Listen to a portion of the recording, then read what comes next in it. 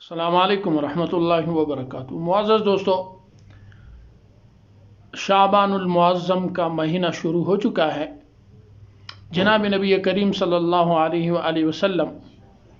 رمضان کے مہینے کے علاوہ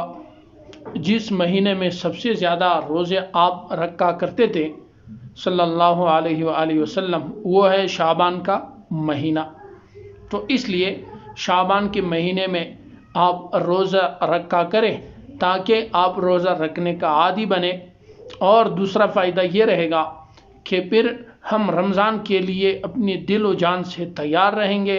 اور ساتھ ساتھ اگر ہم چاہیں کہ ہم رمضان المبارک کے بابرکت مہینے سے فائدہ حاصل کریں اور اس سے ہمیں زیادہ فائدہ ہو،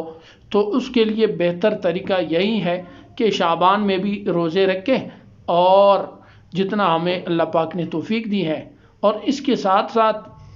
ہم خوش رہا کریں کہ الحمدللہ اللہ پاک نے مجھے شعبان کا مہینہ نصیب فرمایا، اور اللہ سے مانگا کرے کہ اللہ ہمیں رمضان المبارک کا مہینہ بھی نصیب فرمائے۔ اور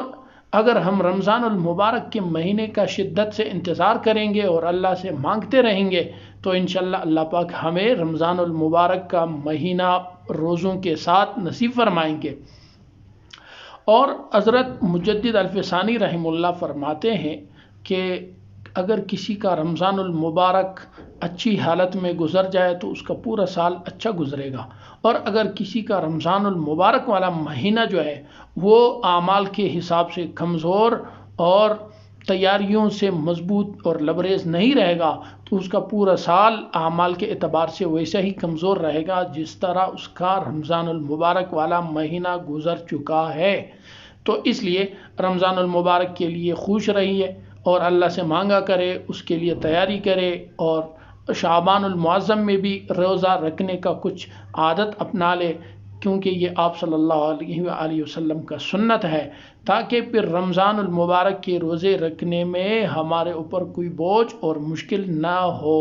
اللہ پاک ہم سب کا حامی و ناصر ہو، اور اللہ تعالی ہمیں رمضان المبارک کے لیے خوش ہونے والوں میں سے اللہ پاک ہمیں بنا دے، اللہ پاک ہمیں انہی میں شامل فرمائے۔ السلام علیکم ورحمۃ اللہ۔